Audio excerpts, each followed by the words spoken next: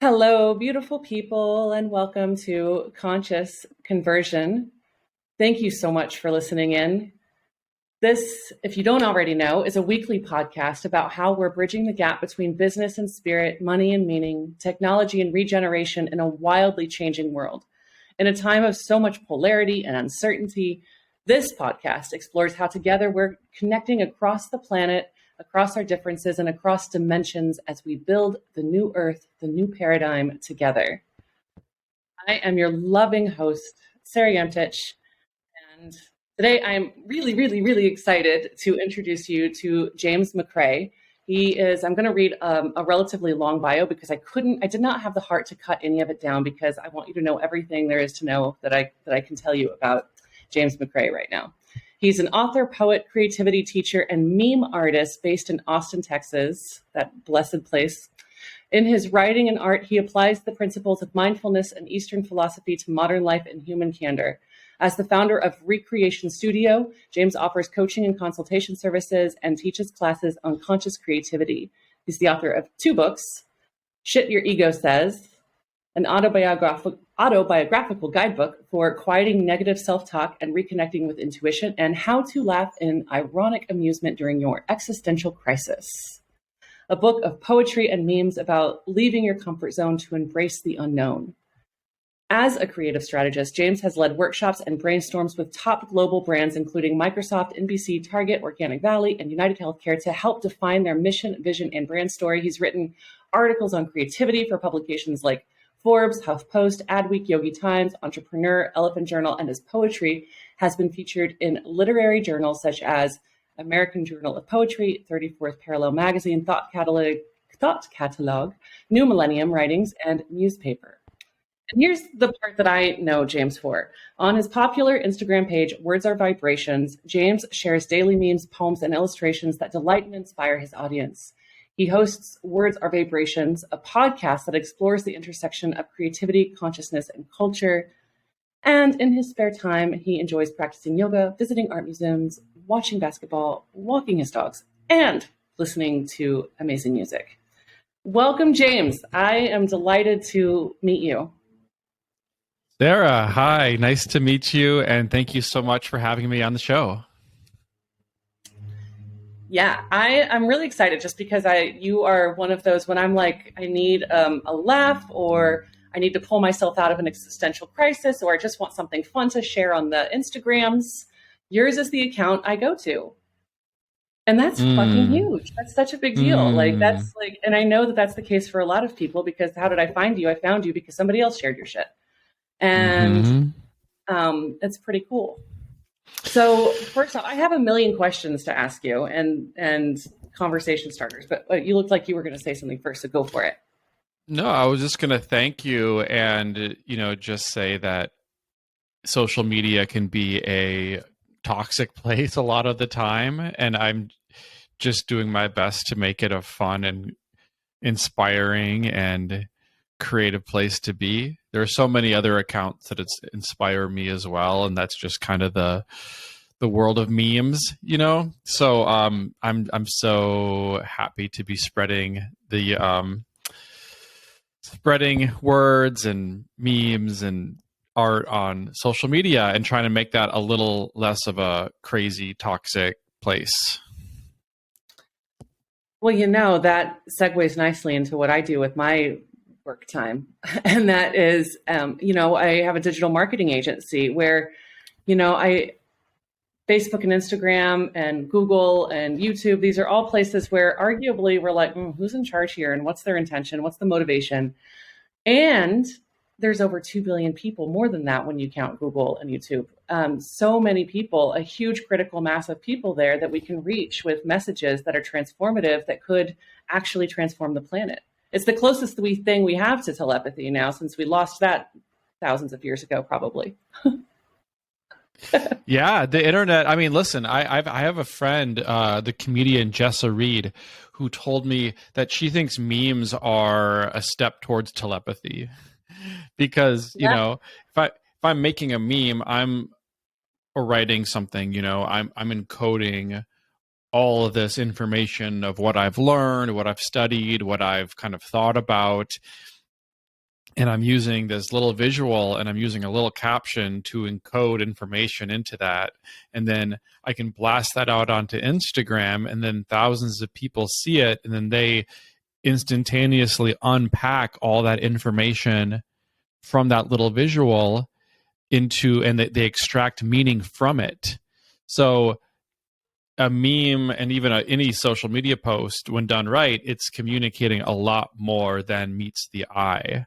So there is an element of telepathy to the right kind of art, and I think especially memes, which are kind of like emojis for philosophical concepts, or the way an emoji distills a lot of information and feelings into just this little icon. Memes are similar in that they encode information that, can be transferred across thousands of minds instantaneously through the wonders of the internet. That reminds me, honestly, as you were talking, because I heard that little tidbit when I was listening to your podcast episode about memes, which I highly recommend, y'all. But that reminds me of just, I'm so into the mystery schools and studying sort of ancient symbolism and the occult, and all that stuff is so fascinating for me, especially now. And as you were talking, I was like, oh, well, these ancient symbols are also memes. And that's one thing you didn't mention on the podcast episode, but just occurred to me as you were talking, is that like those symbols that are, now used in signs for corporations often, like that we're hit with these symbols all the time that represent ancient ideas. And 100%. It's interesting. Yeah, look at the cross in Christianity. That's a meme. That gets spread and transferred, and people wear it on their necks and get tattoos of it, and then put it up in churches. And it's a symbolic of a whole philosophy. Same with, I think there's a lot of ancient art that has a representation of a pine cone, which is like symbolic. It's symbolic of the pineal gland, and they hid that in art to pass along that message for the initiated to recognize. And a lot of the Freemason tradition is based on that as well. Back when King Solomon was building temples, they were building them according to the laws of sacred geometry. So within the architecture, this is the origins of the Masonic tradition. Within the architecture of temples, they were hiding all kinds of cosmic codes and sacred geometry that, was only apparent to the initiated. And it's, you could say the same. You mentioned corporations, the quote unquote symbolism of the Illuminati. That's another set of memes with, the eye and the triangle. And those are, passed along through media. So all culture and media are, in a way, are just it's the marketplace of memes and ideas and spreading messages of one type or another to see which meme, which message wins, and what gets passed on, and what becomes adopted, and what goes viral in the collective consciousness. Yeah, I'm curious about what your purpose is on this planet, in this incarnation right now, as you are doing what you do in the world. How would you characterize your purpose? Well, I'm an artist. I'm a poet and a writer. That's kind of my primary goal is,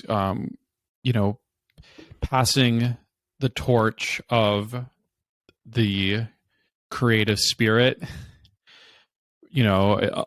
across to the next generation. I think we're all torch bearers and lineage holders of one sort or another.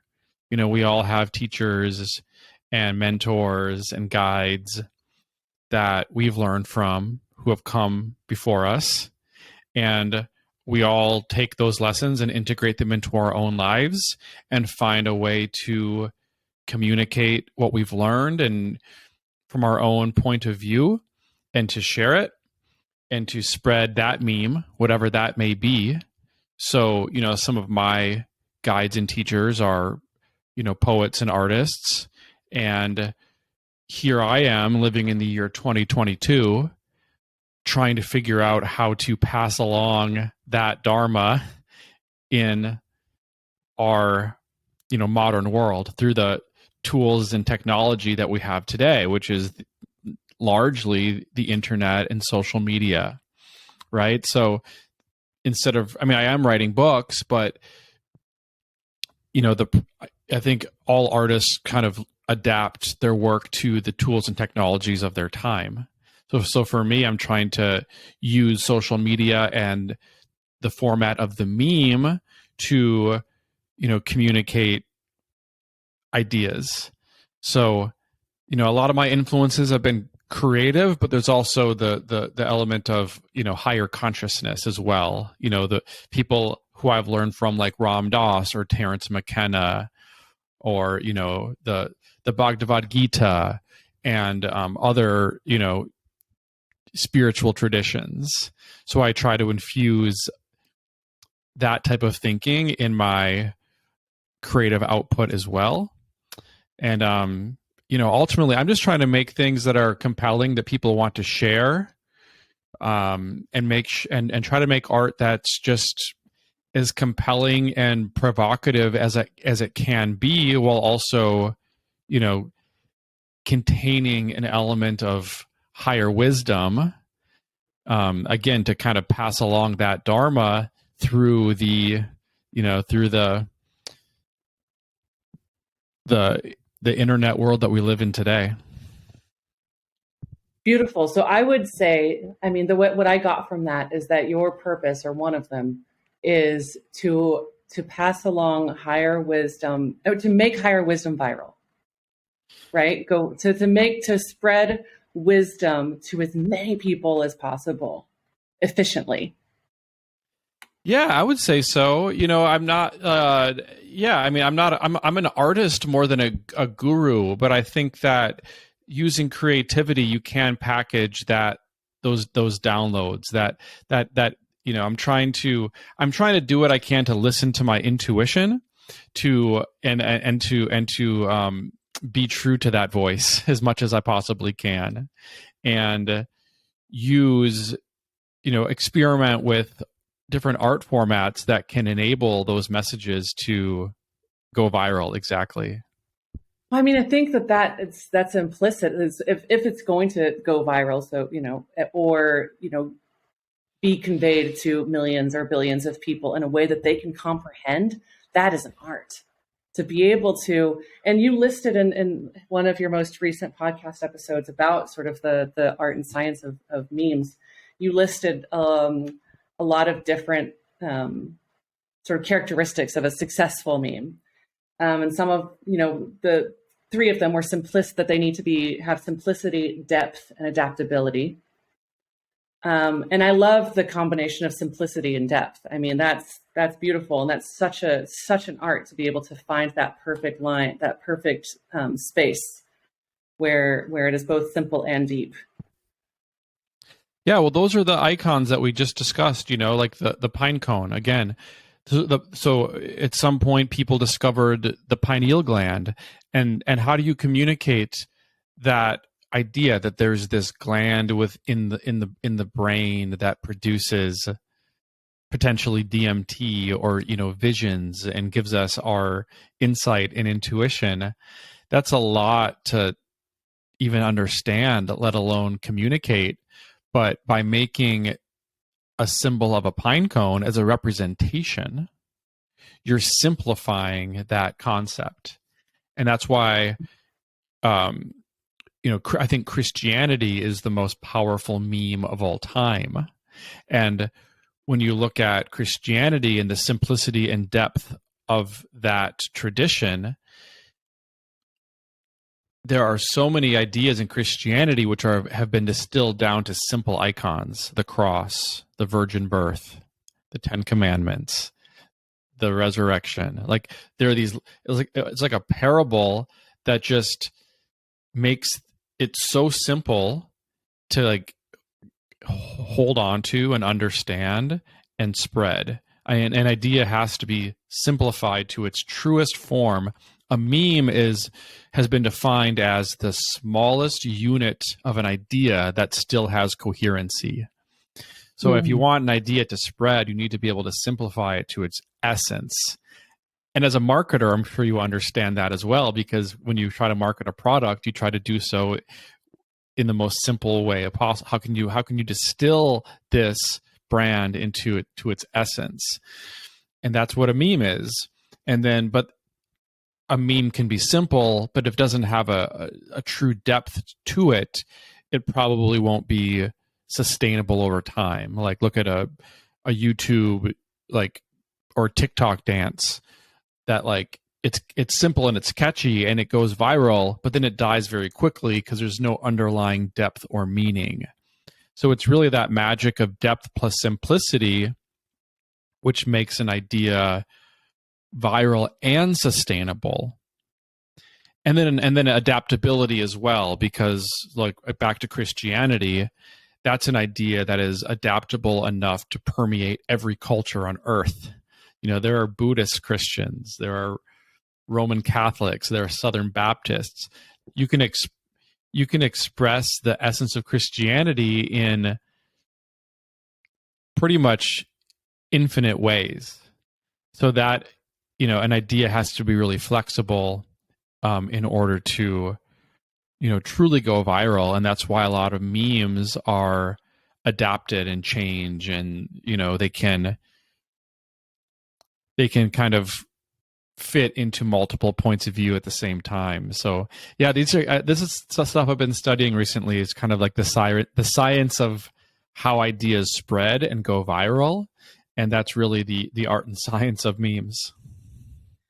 I mean, I think that's such a powerful thing to study and to hone the craft of. I mean, it's as we've been talking about this, I've been thinking, yeah, I mean, and is the Christianity that we know that's been fed to us really the kind of idea that we want spread? I mean, this is a much longer discussion depending on who you're talking to, but is that the kind of, you know, simple or not, deep or not idea that we want spread? Same with, you know, a lot of the symbolism on the American dollar bill. Do we want that idea spread?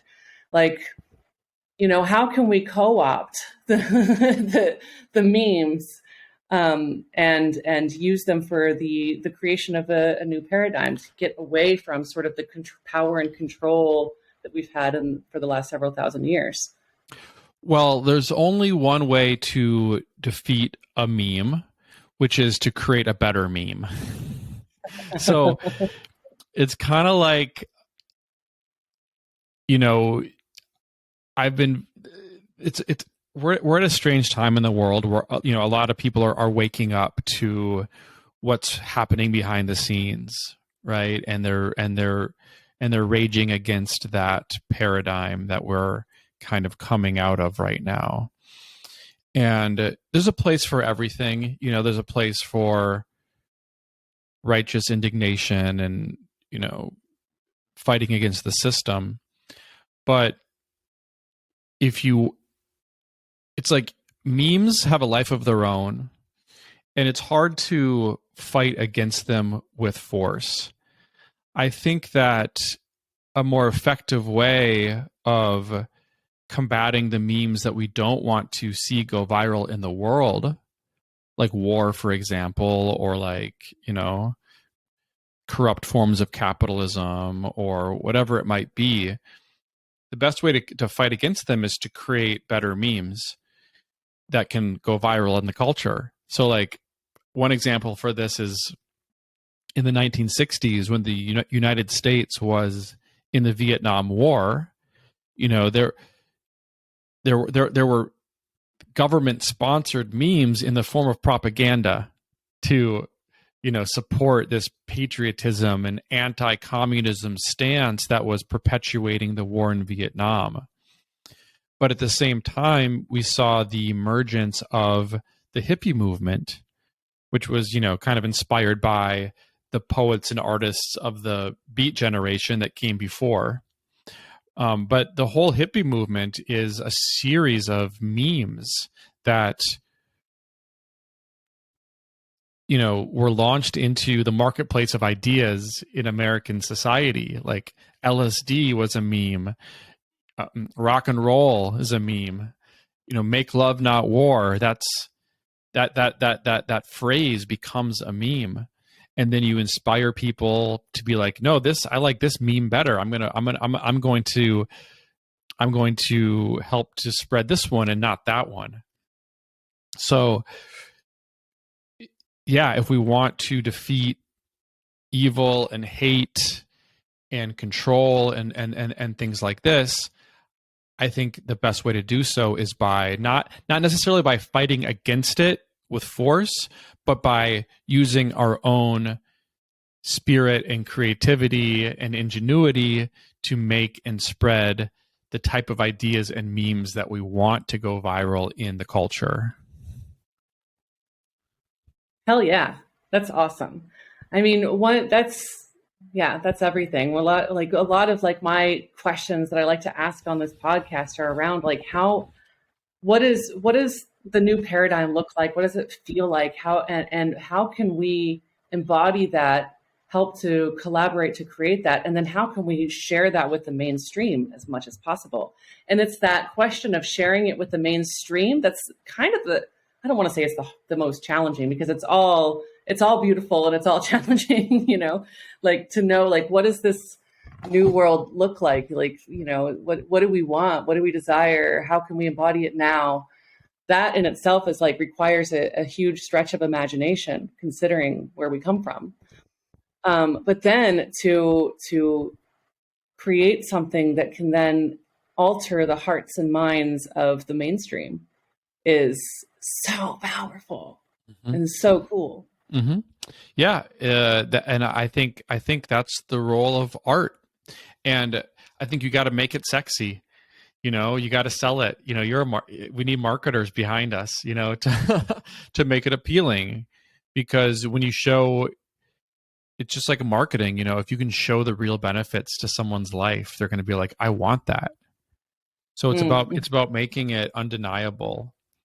And, if this quote unquote new paradigm has allowed us as individuals to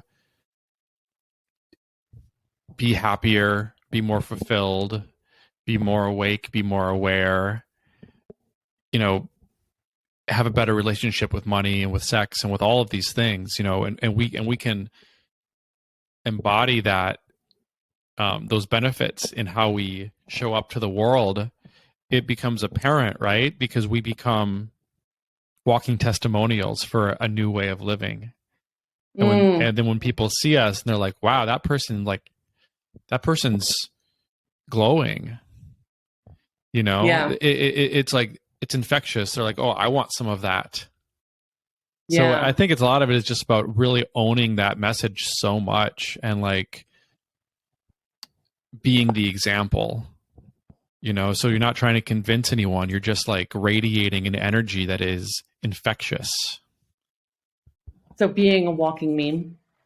Exactly. Yeah. Your energy, your vibration is the meme, that's words are vibrations. And so words are vibrations, and so are our bodies, and so are our sideways glances, and so are our hugs. Yeah, exactly. You've got to just be an example, and you can't fight the battle on the old terms. So meaning we're coming out of a world that's just very much over intellectualized, right? Everything is a kind of a mental abstraction. You look at the economy and like how money is made in the financial system just by tricks using moving money around, right? You're not creating real value. It's just like this abstraction of wealth.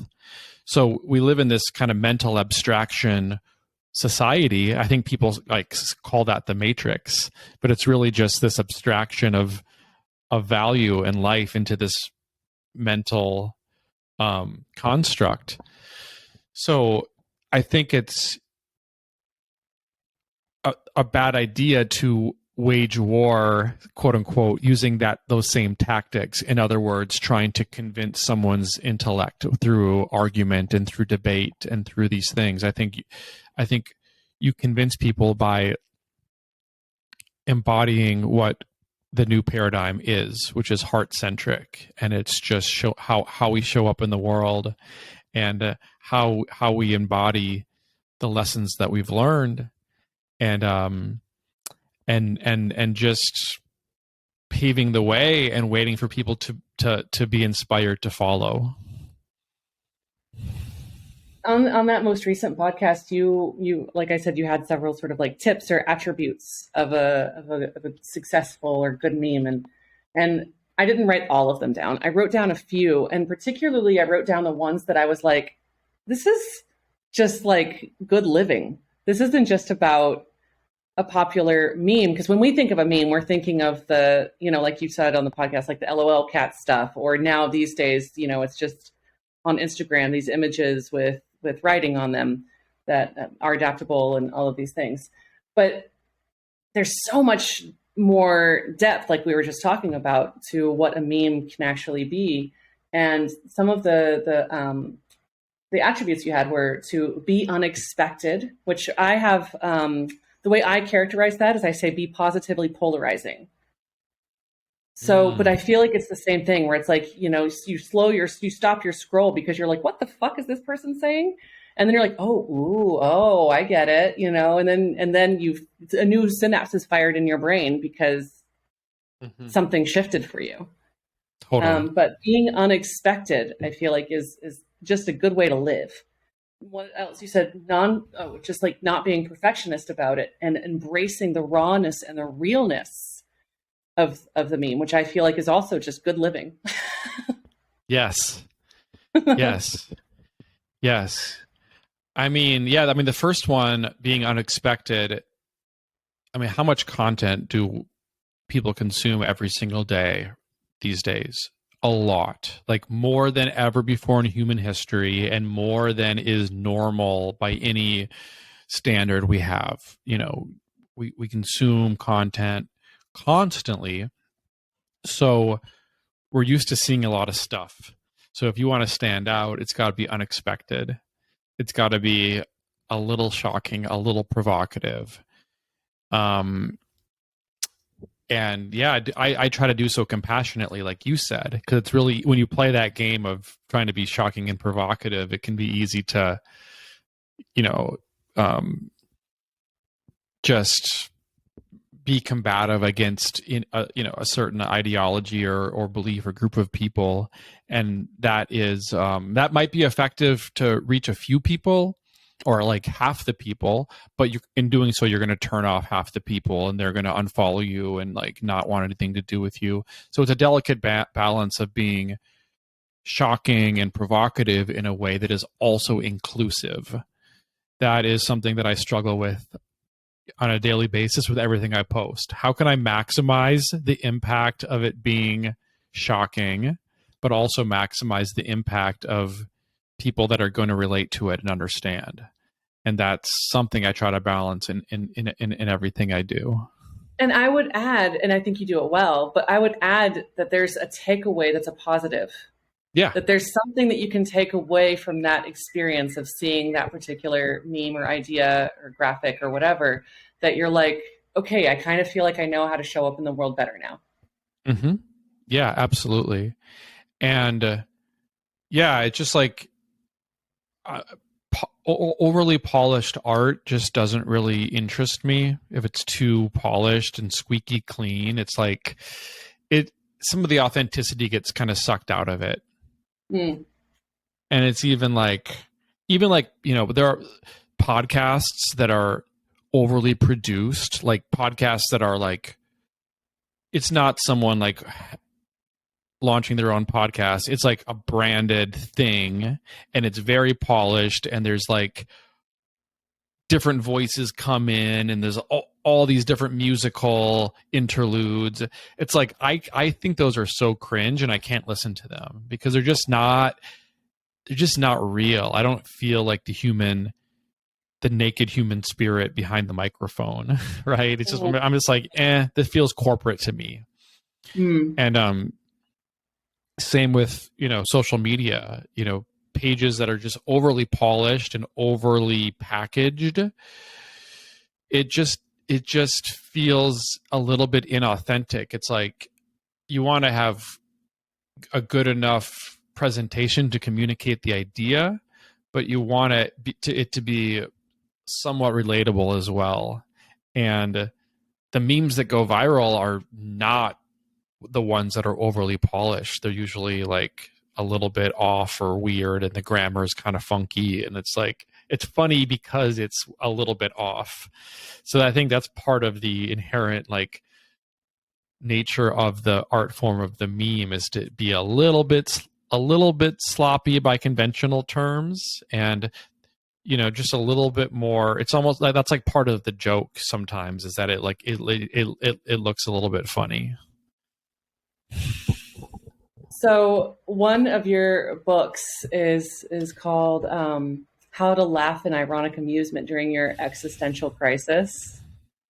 And I'm a Scorpio moon, so I can't help but have existential crises on a relatively regular basis, no matter how great my life is on the surface. I just can't help it.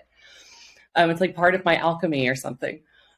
But I know a lot of people in the world are going through an existential crisis on the micro and the macro, because of our lives, that we've sort of had to endure. That's not in accordance with our nature. What advice do you have for people about, short of reading your book, how we can find that sort of amusement in the midst of our crisis? Well, the crisis is necessary, first of all. There's, I think right now we're going through a collective dark night of the soul, a collective existential crisis. And those of us who have already experienced an existential crisis or a dark night of the soul are more prepared to live through this. And that includes the psychedelic experience, by the way, because I think the psychedelic experience can be a bit of a, it's a contained existential crisis, and then the emergence from that crisis all in one, night. So anyone who's experienced that knows that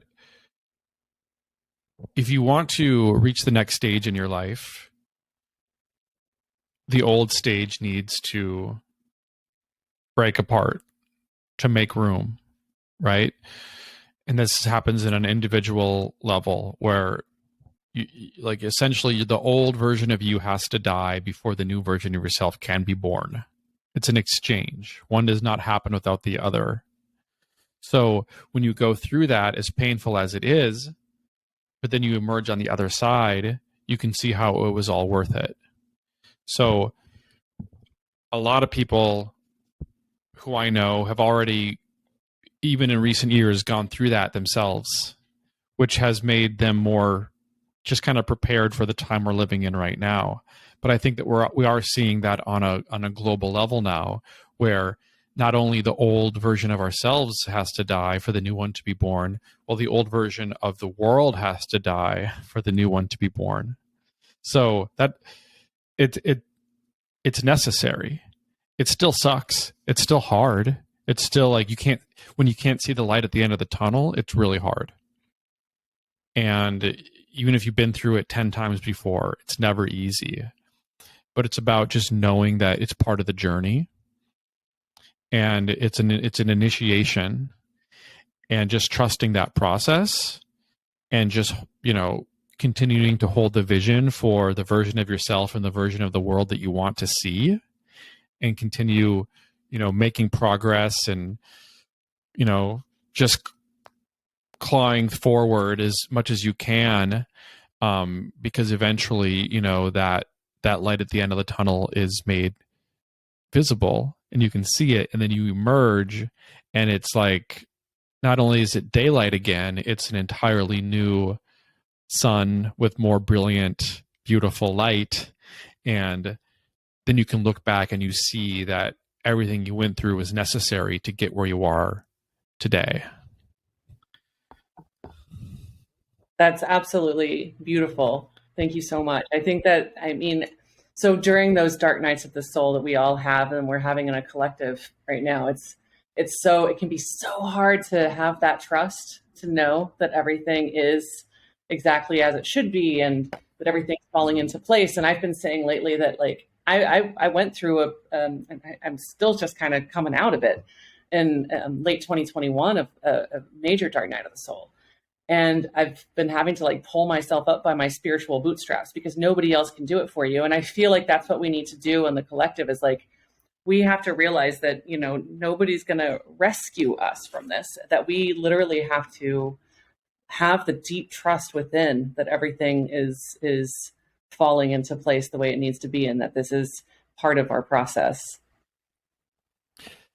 Yeah, it's totally true. And, some people aren't ready to take that personal responsibility. And that's the same as the ego refusing to surrender control, right? Like, and back to the psychedelic experience, it's like if the ego tries to hold on and the ego refuses to give up control, I think that's when the quote unquote bad trips happen, or it's like the ego is kind of clinging to some semblance of control, but it's not until you let go and like flow with the experience. So I think that a lot of people are still waiting for the government to help them, or like, and the government certainly wants to. They want to take a crisis and use it as an opportunity to gain even more control over people. That's just what it does. And some people want that, and they're hoping for that. But they're only going to get themselves worse and worse into this, like, this hopeless, sense of control in a situation where surrender is the only answer, not control. And in surrendering, that's when you gain a higher control, because you take responsibility for yourself. And it's a delicate balance of surrender and control. But ultimately, I think we all need to take responsibility for our own journeys and our own lives, and no one can save us other than ourselves. One thing that you said on that podcast episode, and I thought it was first off, another piece that you had was launch boldly, launch your meme boldly, which is another, I feel like, tip for life of like live boldly, like be like this like sovereign, bold person that you are, like know yourself and be that, and don't tiptoe around it, which I have to take that advice all the time from myself. But yeah, certainly be bold and bright. Absolutely. Stand out. Yeah. And then you also said, and this one I thought was just like, I feel like this is such a bold statement, and it's so cool. And I feel like maybe could be the title of the episode somehow, but that memes are the key to societal evolution. And I mean, it's true when you look at idea being the what a meme is. It's an idea, and of course, that ideas are the key to societal evolution, of course. But like when you say it about memes specifically, it's really bold. It's positively polarizing. It's unexpected. It's like that's a freaking cool statement. Yeah, I think that I want to give credit to Terence McKenna, because I think that might be a Terence that might be right. Yeah. You might have said that. Yeah, I think Terence McKenna said, our task is to create memes. Launch your meme boldly and see if it will replicate. And he also said,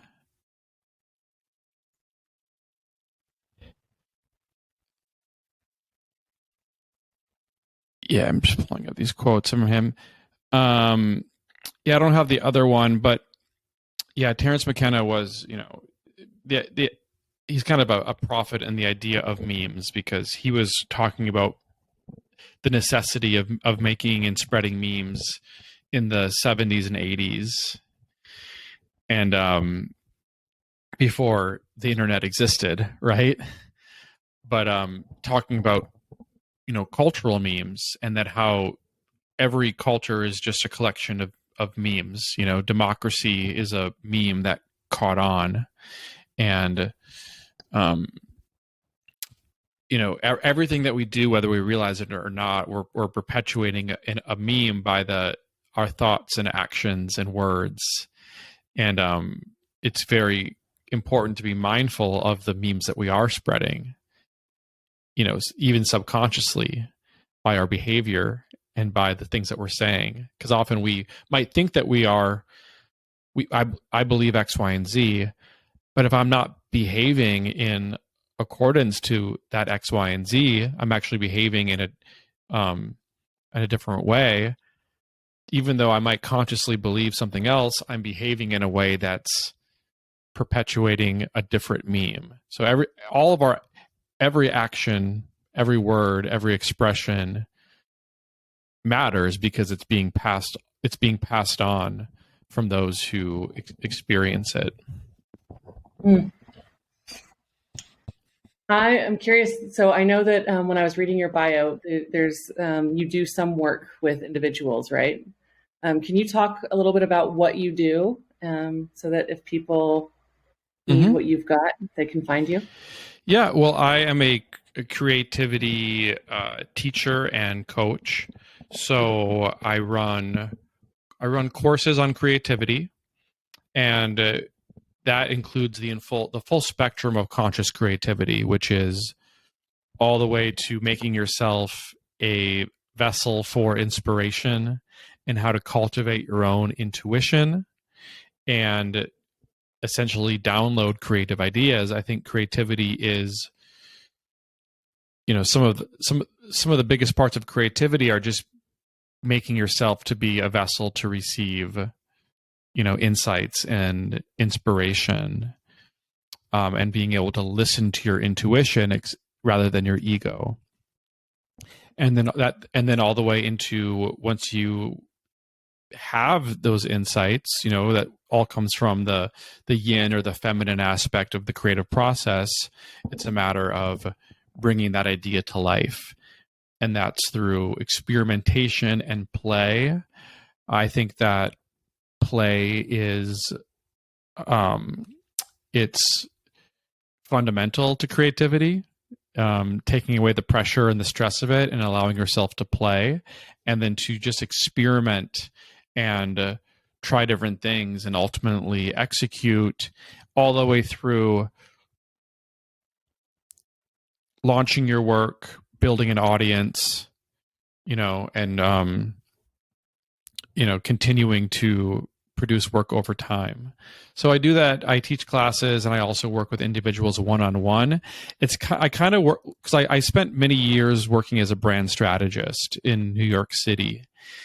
So I run my my coaching and classes. It's kind of like halfway between a creativity school and a brand strategy agency, where I help people kind of unlock their inherent creative talents, but then also consult on, building out their message and their own personal brand, and helping them to launch their work and grow an audience. Amazing. So the best way that people can find you and inquire about that, or just revel in your wit, would be Words or Vibration on Instagram. Mm-hmm. And where else? What else is a good way for people to find you? Well, the link in my bio on Instagram has everything on there. You can go to you can also go to my website, which is jamesmcrae.com, but Instagram is my main, has all the links in there too. Amazing.